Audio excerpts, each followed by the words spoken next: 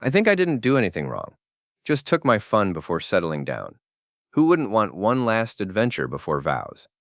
But the moment the envelope hit my hands, cold and heavy, I realized he'd seen everything. Now, all that's left is the fallout. The elevator ride to Liam's apartment felt like ascending to freedom. 24 hours before I'd promised to love, honor, and cherish Nathaniel Harker for the rest of my life. And here I was, heart pounding with anticipation for something that had nothing to do with wedding bells. You sure about this, Damaris? Liam's voice carried that familiar teasing edge as he unlocked his door. At 31, he still had that boyish charm that made women forget their better judgment. His dark hair was perfectly tousled, and that crooked smile had been my weakness since we'd reconnected at the bachelor party planning. It's just closure, I said, stepping into his minimalist apartment. The city lights twinkled through floor-to-ceiling windows, casting everything in a romantic glow. One last time before I become Mrs. Harker. Liam poured 2 glasses of wine, his movements casual, almost dismissive. Right. Closure. He handed me a glass, his fingers brushing mine. And what does good old Nate think about this kind of closure? I laughed, perhaps too loudly. Nate thinks I'm at my final dress fitting with Mom and Zoe. He's probably analyzing spreadsheets or whatever financial analysts do for fun. The truth was, Nate had been distant lately. Not cold, exactly, but reserved in that way that made me question whether he truly wanted me, or just the idea of a stable family. He'd been wonderful to Zoe, my 9-year-old daughter from my previous relationship, but sometimes I caught him watching me with an expression I couldn't read. Like he was solving a puzzle, you know? I continued, settling onto Liam's leather couch. Sometimes I wonder if he even notices when I'm gone. He's so wrapped up in his work, his routines. A girl needs to feel wanted. Liam sat beside me, close enough that I could smell his cologne. And do you feel wanted? The question hung in the air like a challenge. This was my last chance to back out, to return to my suburban home where Nate was probably reading bedtime stories to Zoe in that patient, gentle way of his. But the wine was warm in my stomach, and Liam's hand was on my knee, and I was 32 years old and tired of feeling like I was settling. Not the way I should, I whispered. What happened next felt inevitable, like I was watching someone else make the choices. Liam was everything Nate wasn't, spontaneous, passionate, focused entirely on me in a way that made my skin burn. When he pulled me against him, when his mouth found mine, I told myself this was what I deserved, what I needed. Later, as we lay tangled in his sheets, I felt a strange mix of satisfaction and unease. Liam was already reaching for his phone, scrolling through messages with the casual indifference of someone who'd gotten what he wanted. "You're not going to get weird about this, are you?" he asked without looking at me. "It's just fun, Damaris. Don't make it complicated." I sat up, suddenly feeling exposed in more ways than one. Of course not. We're adults. We can handle this. But as I gathered my clothes, I noticed something that made my stomach flutter with anxiety. A small red light blinked steadily from a device on Liam's bookshelf, some kind of security camera or recording equipment. When I pointed it out, he just shrugged. Building security. They're everywhere these days. I forced a laugh, telling myself it was nothing. After all, what were the odds anyone would ever see whatever that thing had recorded? The next morning, as I stood at the altar promising to forsake all others, I pushed the memory of that blinking light far from my mind. Nate looked handsome in his black tuxedo, his brown eyes serious as he recited his vows. When he kissed me, sealing our union, I told myself I'd made the right choice. Both choices. I was Mrs. Damaris Harker now, and last night was just a beautiful secret that would stay buried forever. The reception was everything I'd dreamed of. Elegant, lively, and centered entirely around me. The ballroom at the Grandview Hotel sparkled with fairy lights and white roses, and I felt like a queen holding court as friends and family celebrated our union. "You look absolutely radiant," my mother Sylvia gushed, adjusting my veil for the 100th time. At 56, she still had that protective energy that made me feel like her precious daughter could do no wrong. "Nate is so lucky to have you." I glanced across the room where my new husband stood with his sister Hannah, both of them looking serious as they spoke in low tones. Even at his own wedding reception, Nate seemed reserved, controlled. Hannah, 29 and fiercely loyal to her brother, had been watching me all evening with barely concealed suspicion. "He seems a little tense," I said to Mom, loud enough for nearby guests to hear. "I think all this wedding planning has stressed him out. He's been so controlling about every little detail." It wasn't entirely true, but it felt good to plant the seed. Nate had actually been remarkably accommodating about most wedding decisions, but I needed people to understand that our marriage might have challenges that weren't my fault. Men handle stress differently, Mom said diplomatically. But I caught the way her eyes narrowed slightly when she looked at Nate. Perfect. My father Ellis approached, looking distinguished in his navy suit but wearing that expression of mild disapproval he'd perfected over my 32 years of life. Damaris, honey, maybe you should go talk to your husband. He looks like he's at a business meeting instead of his own wedding. That's just how he is, Daddy. Very serious, very intense about everything. I sighed dramatically. I'm hoping marriage will help him relax a little. Ah, Ellis frowned. But before he could respond, my friend Jessica grabbed my arm. Girl, you have to hear what Madison just told me about her divorce. Apparently her ex was tracking her phone the whole time. Can you believe how paranoid some men get? Nan laughed, perhaps too enthusiastically. Right? It's like they think we're going to run off with the mailman or something. Trust issues are so unattractive. The conversation continued, and I found myself enjoying the way my friends hung on every word, the way they nodded sympathetically when I made subtle digs about Nate's rigid personality and trust issues. It felt powerful, shaping their perceptions, ensuring they'd be on my side if any problems arose. During the bouquet toss, I made sure to throw it directly to my unmarried cousin, laughing as the single women scrambled. The photographer captured every moment, and I posed with radiant joy, the picture of a blissful bride. That's when my phone buzzed with a text from an unknown number. You're not as careful as you think. My blood ran cold, but I kept smiling, quickly deleting the message before anyone could see. Probably just a wrong number, or maybe one of my friends playing a prank. Nothing to worry about.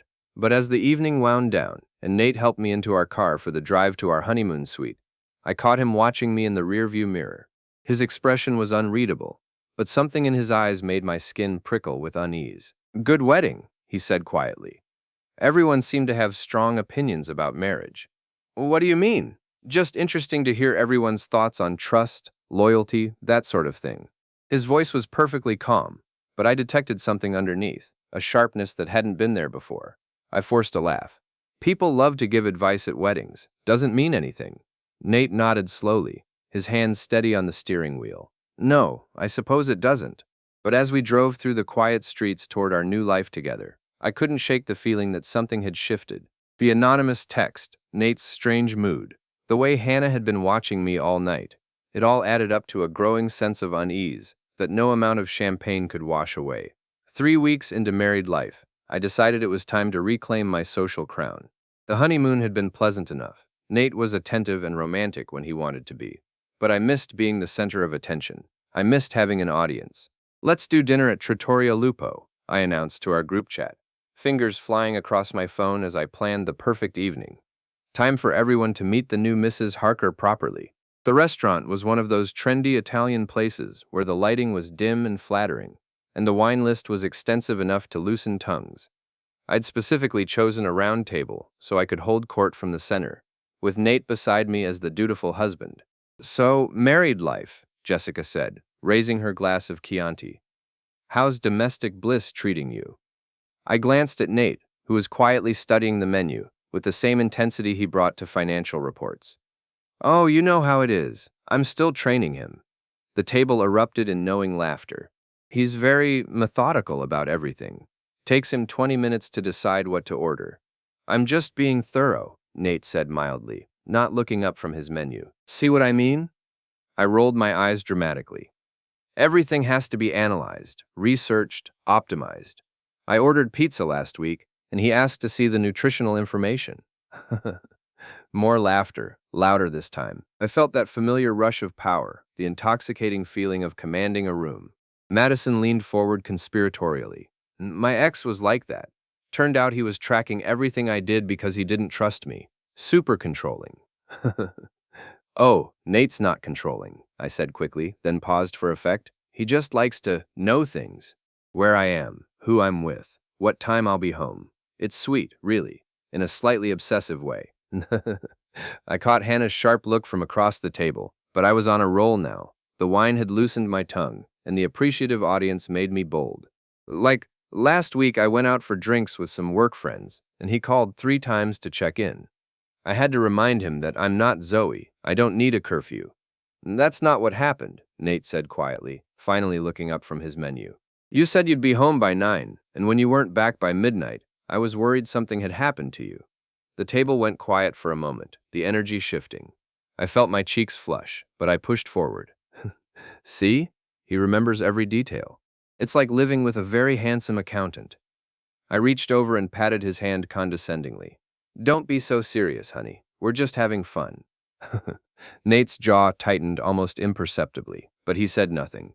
The conversation moved on to other topics, but I noticed how he withdrew after that, answering questions with polite monosyllables while I regaled everyone with stories about his quirks and rigid schedule. You're so patient, my friend Sarah said to Nate during dessert. I don't know how you put up with this one. She gestured at me, with affectionate teasing, but Nate's response was measured. Damaris is illuminating, he said carefully. She shows me new perspectives on things I thought I understood. There was something in his tone that made me uncomfortable, but I covered it with another laugh. He means I'm helping him loosen up, right, darling? Something like that. The drive home was quiet. Too quiet. Nate focused on the road while I scrolled through my phone, checking the group chat that was already buzzing with post-dinner commentary. You were awfully serious tonight, I said finally. The whole point was to have fun with our friends. Your friends, he corrected, and I'm not sure humiliating me in public counts as fun. I turned to stare at him. Humiliating? I was just being playful. You're being way too sensitive. Am I? He pulled into our driveway and turned off the engine. Damaris, you spent 2 hours making me sound like a controlling, obsessive husband to people whose opinions matter to you. How exactly should I feel about that? I was just, look, you can be a little intense sometimes. I was making light of it. That's what couples do. They tease each other. Nate studied me for a long moment, and again I saw that expression I couldn't read. Like he was seeing something I didn't want him to see. Right, he said finally. Teasing. That night, as I got ready for bed, I found my phone on the nightstand with the text thread with Liam open on the screen. My heart stopped. I was certain I'd closed all my apps, certain I'd been careful. Nate? I called out, but he was already in the bathroom, running water for his nightly routine. When I checked the conversation, everything looked normal, just casual messages about wedding planning from weeks ago, nothing incriminating. But the fact that the app was open at all made my hands shake. I was being paranoid. There was no way Nate suspected anything. He was just being his usual methodical self, probably borrowing my phone to check something innocent. But as I lay in bed that night, listening to my husband's steady breathing beside me, I couldn't shake the feeling that the ground was shifting beneath my feet in ways I didn't understand. Netter luding his own. Neistigen. Listen by my feel. As an HR manager at Meridian Consulting, I was used to being in the know about office gossip. But lately, I felt like conversations stopped when I entered a room. Everything okay, Damaris? My colleague Janet asked during our Monday morning coffee break. You seem a little stressed lately. I forced a bright smile. Just adjusting to married life. You know how it is, learning to navigate all those little compromises. But Janet's expression was curious, almost probing. It's just that Marcus mentioned he saw you at Bellini's last Thursday night, with someone who wasn't Nate. My stomach dropped. Bellini's was where I'd met Liam, for what I'd told myself would be the last time. Just drinks, just closure on our friendship before I committed fully to my marriage. Nothing had happened, not really. But the way Janet was looking at me suggested the optics hadn't been good. Oh, that was just Liam Brooks. He's one of Nate's groomsmen. We were planning a surprise for Nate's birthday. The lie came easily, but I could see Janet filing it away for future reference. Of course, she said, but her smile didn't reach her eyes. At home, things were worse. Nate had become a ghost, polite and distant, communicating in the kind of measured tones he used for difficult clients. He still helped Zoe with homework, still maintained his routines, but there was a wall between us that seemed to grow higher each day. Why is Daddy Nate so quiet? Zoe asked one evening as I tucked her into bed. At 9, she was perceptive enough to sense the tension that filled our house like toxic air. He's just working through some things, sweetheart. Sometimes adults need space to think. Are you getting divorced like Madison's parents? The question hit me like a physical blow. Of course not, baby. Daddy Nate and I love each other very much. We're just adjusting.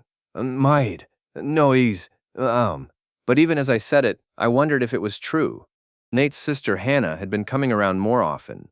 and I'd caught them having hushed conversations that stopped abruptly when I entered the room. Hannah barely looked at me anymore, and when she did, her expression was pure ice. "I think Hannah's turning Nate against me," I confided to my mother during one of our weekly phone calls. "She never liked me, and now she's poisoning him with whatever paranoid theories she's cooking up." "What kind of theories?" Mom asked, her voice immediately defensive. "I don't know. But Nate's been acting so strange. Cold. Like he's looking for reasons to be upset with me." I let my voice crack slightly.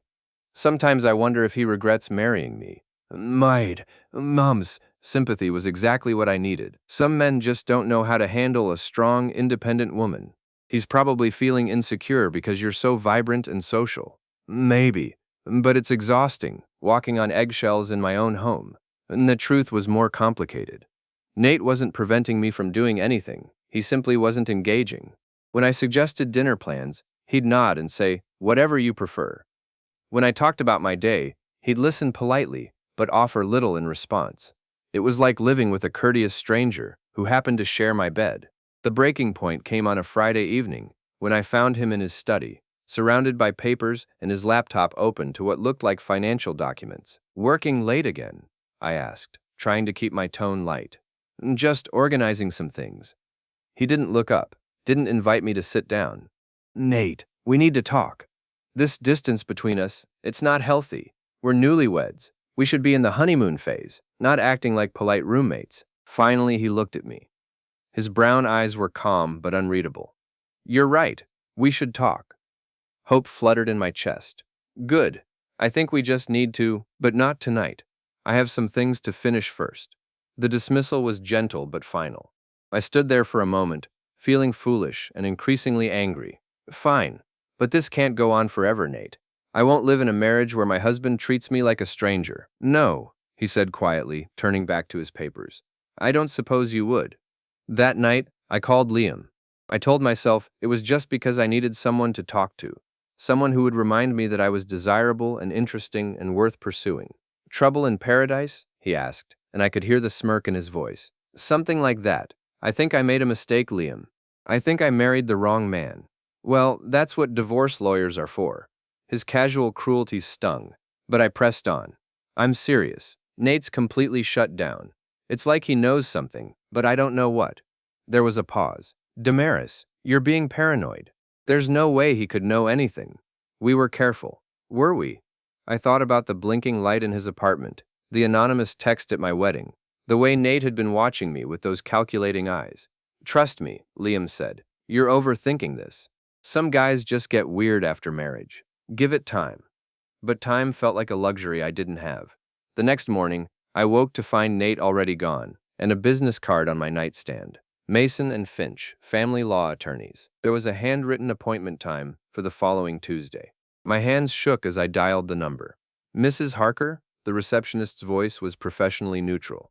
"Yes, we have you down for a consultation regarding urgent family matters. Will you be able to make it?" Yes, but can you tell me who scheduled this?" "I'm sorry, but I can only discuss details during your appointment. We'll see you Tuesday at 2 o'clock. As I hung up, I realized that whatever game Nate had been playing, whatever evidence he thought he had, it was about to come to light, and for the first time since my wedding night, I felt truly afraid. The law offices of Mason and Finch occupied the top 3 floors of a gleaming downtown high-rise. As I rode the elevator to the 23rd floor, I rehearsed my strategy. Whatever Nate thought he knew, whatever he thought he could prove, I would turn it around. I was good at that, making myself the victim, making others see reason. The receptionist, a woman in her 50s with kind eyes, directed me to conference room B. "Mr. Harker and his attorney are already waiting," she said gently, as if she were delivering bad news. I pushed open the heavy oak door to find Nate seated at a polished mahogany table beside a sharp-looking woman in her 40s. Across from them sat a man I didn't recognize, presumably my attorney, though no one had told me I'd need one. "Damaris," Nate said, rising politely. He looked tired but determined, like a man who'd made a difficult decision and was seeing it through. "Thank you for coming." "What is this about?" I demanded, though my voice came out smaller than I'd intended. "The receptionist mentioned urgent family matters, but you've been avoiding me for weeks." The woman beside Nate stood and extended her hand. Mrs. Harker, I'm Sarah Chen, your husband's attorney. This is David Mason, who will be representing you today. Please, have a seat. I remained standing, crossing my arms. I don't understand why I need an attorney. What exactly is going on here? Nate's expression was patient but implacable. Damaris, I know about Liam. I know about the night before our wedding. And I know it didn't stop there. The words hit me like a physical blow. But I rallied quickly. I don't know what you're talking about. Liam is your friend, your groomsman. If you're having some kind of paranoid episode, please sit down, Sarah Chen interrupted firmly. We have a lot to cover. Reluctantly, I took the chair across from my husband, my mind racing. He was bluffing. He had to be. There was no way he could prove anything. Sarah opened a thick manila folder and withdrew a tablet. Mrs. Harker, are you familiar with building security systems in modern apartment complexes? My mouth went dry. What? Specifically, the system at Meridian Towers, where Mr. Liam Brooks resides. She tapped the tablet screen. These systems typically record all activity in common areas and, with proper consent, in individual units for security purposes. The room seemed to tilt. That blinking light, the device on Liam's bookshelf. I don't. Mr. Brooks was apparently quite concerned about break-ins in his building, Sarah continued conversationally. He installed a comprehensive security system in his apartment 6 months ago. Very thorough. Multiple angles, high-definition video, crystal-clear audio. She turned the tablet toward me, and my own face filled the screen. I was entering Liam's apartment, laughing at something he'd said, my hand on his arm. The timestamp read 11:47 p.m., the night before my wedding. This is illegal, I whispered. You can't record people without their consent. Actually, in this state, only one party needs to consent to recording in a private residence, David Mason said quietly. He was supposed to be my attorney, but his tone was purely informational, not defensive. Mr. Brooks consented to the recording of his own apartment. Sarah swiped to the next video.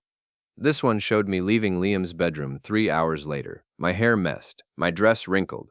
The timestamp read 2:23 a.m. There are 14 separate recordings, Sarah said matter-of-factly, spanning from the night before your wedding to as recently as last Thursday evening. Very thorough documentation. I looked at Nate, searching for any sign of the man who'd held me on our wedding day, who'd promised to love and cherish me. His face was stone. Nate, please, let me explain. It's not what it looks like, isn't it? His voice was calm, almost curious. What does it look like to you, Damaris? It was just, I was confused, scared about getting married. It didn't mean anything. 14 times? Sarah placed a stack of papers on the table. Bank records showing cash withdrawals that correspond to your meetings, cell phone GPS data, credit card receipts from restaurants and hotels. Mr. Brooks was quite cooperative once we explained the situation. The betrayal cut deep. Liam had thrown me under the bus without a second thought, probably laughing about it with his lawyer. You had me followed, I said accusingly. You hired private investigators to spy on your own wife. No, Nate said simply. I hired them to confirm what I already suspected. What you made obvious with your behavior, your stories, your need to humiliate me in front of our friends. I never. Trattoria Lupo, 3 weeks ago. You spent 2 hours painting me as a controlling, paranoid husband to a table full of people. His voice remained level, but I caught the hurt underneath. You were setting the stage, weren't you? Making sure everyone would understand why you might need to seek comfort elsewhere. I felt tears starting, real ones this time. Not because I was sorry, but because my carefully constructed world was crumbling around me. What do you want? I whispered. Sarah slid another document across the table. Divorce papers. The terms are quite reasonable, considering the circumstances. Mr. Harker will retain the house in primary custody of Zoe, given the stability concerns. You'll have visitation rights and a fair division of assets acquired before the marriage. You can't take Zoe from me. She's my daughter. She's a child who needs stability, Nate said quietly.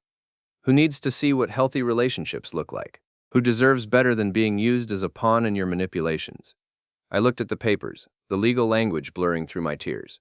And if I don't sign, then we proceed with a contested divorce, Sarah said. All evidence becomes public record. Your employer receives copies of relevant documentation. The recordings become exhibits in open court. The threat was clear. Sign quietly and slink away, or have my humiliation broadcast to the world. I need time to think. You have until 5 o'clock today, Sarah said, checking her watch. After that, we file regardless of your decision. As I stood to leave, Nate spoke one last time. Damaris, for what it's worth, I did love you. I loved who I thought you were. The words followed me out of the conference room, down the elevator, and into the harsh afternoon sunlight. By 5 o'clock, I'd signed the papers, my signature shaky but final. The movers arrived at 8 a.m. sharp, just as I was trying to convince Zoe that Daddy Nate wasn't really sending us away. It's temporary, baby, I said, kneeling beside her small suitcase. Just until Mommy and Daddy work things out. But even at 9, Zoe was too smart to believe my lies anymore. She'd heard the arguments, seen the lawyers, watched her grandfather Ellis pack her favorite books with the grim efficiency of a man who'd seen this coming. Grandpa Ellis says I get to stay in my same school, she said quietly. And that Daddy Nate will still help me with math homework. The casual way she accepted this new reality, a reality where I was the one being removed from the equation, cut deeper than any legal document. Of course, sweetheart. Nothing's really changing. But everything was changing. The movers were efficient and thorough, packing up my clothes, my books, my carefully curated life in boxes labeled with black marker. Nate wasn't there to supervise. He'd left early for work, or maybe he just couldn't bear to watch the final dissolution of what we'd built together. Hannah was there, though. She sat at the kitchen counter with her laptop, ostensibly working but clearly serving as Nate's representative, making sure I didn't take anything that wasn't mine, didn't cause any last-minute drama. The Waterford crystal stays, she said without looking up when I started to pack the wedding gifts. Those were gifts to both of you. And since you're the one leaving, I'm not leaving, I snapped. I'm being forced out. Now she did look up, her brown eyes, so like her brother's, cold and unforgiving. You made your choices, Damaris. Actions have consequences. I wanted to argue, to fight, to make her understand that I wasn't the villain in this story. But the words died in my throat when I saw Zoe watching from the doorway, her small face solemn and worried. My phone had been buzzing all morning with notifications, but not the supportive messages I'd hoped for. The group chat from our dinner at Trattoria Lupo had gone quiet after my desperate attempts to explain my side of the story. Jessica had responded with a simple, "I'm sorry you're going through this," which felt more like a dismissal than sympathy. Madison hadn't responded at all. I'd tried calling my mother, but she was staying with my father, and their house felt like Switzerland, neutral territory where my pain was acknowledged, but not necessarily supported. Maybe you should have thought about this before, Dad had said when I'd shown up at their door the night before, tears streaming down my face. Nate's a good man. He didn't deserve this. Even my own father was taking his side. The betrayal was complete. By noon, the movers were loading the last box into their truck. My entire life, or what was left of it, fit into a small storage unit and the spare bedroom of a friend's apartment across town. Sarah had agreed to let me stay temporarily, but I could see the judgment in her eyes, the way she watched me like I might steal the silverware. "I've got to ask," she said as we sat in her kitchen, drinking coffee from mismatched mugs. "Was it worth it? Whatever you got from this Liam guy, was it worth losing everything?" The question haunted me because I couldn't answer it honestly. What had I gotten from Liam? A few hours of feeling desired, of feeling like I was the center of someone's universe? He'd disappeared the moment things got complicated, blocking my number and refusing to return my calls. The man I'd risked everything for had turned out to be exactly as shallow and selfish as Nate had probably always known he was. "I thought I deserved more," I said finally. "I thought I deserved to feel wanted. And Nate didn't make you feel wanted?" I considered the question seriously for the first time. Had Nate made me feel wanted? He'd proposed to me, married me, welcomed my daughter into his home. He'd been patient with my moods, supportive of my career, present for every school play and parent conference. But he'd done it all so quietly, so steadily, that I'd taken it for granted. "Not the way I thought I needed," I admitted. Sarah nodded slowly. "Sometimes we don't recognize love when it's not loud enough." That evening, as I sat in my temporary bedroom scrolling through social media, I saw the photos from Zoe's school play. She was an angel in the Christmas pageant, her face glowing with pride as she delivered her lines. Nate was in the audience, applauding enthusiastically, and beside him sat my father and Hannah. They looked like a family, a functional, loving family that had simply edited out the toxic element. I tried posting my own version of events on Facebook, a carefully crafted message about growing apart and mutual decisions and focusing on co-parenting. But the responses were tepid at best. People who'd once hung on my every word now offered polite but distant well wishes. The truth was spreading through our social circle like wildfire, and I was learning that adultery, no matter how I tried to spin it, was hard to rebrand as victimhood. My phone rang, and for a moment my heart leaped, thinking it might be Nate calling to say he'd made a mistake, that we could work things out. Instead, it was a number I didn't recognize. Mrs. Harker? This is Janet Morrison from Meridian Consulting. We need to schedule a meeting to discuss some concerns that have been brought to our attention. My job. They were going to fire me over this. The final domino in the elaborate structure of my life, toppling with the same inevitable precision as everything else. Of course, I said, my voice steady even as my world continued to crumble. When would be convenient? As I hung up, I caught my reflection in Sarah's hallway mirror. I looked older, smaller somehow. The confident woman who'd walked into that law office a week ago was gone, replaced by someone I barely recognized. Outside, it was starting to snow, the first real snowfall of the season. Through the window, I could see families building snowmen, children laughing as they threw snowballs, couples walking hand in hand through the winter wonderland. I thought about Zoe, probably watching the snow from her bedroom window.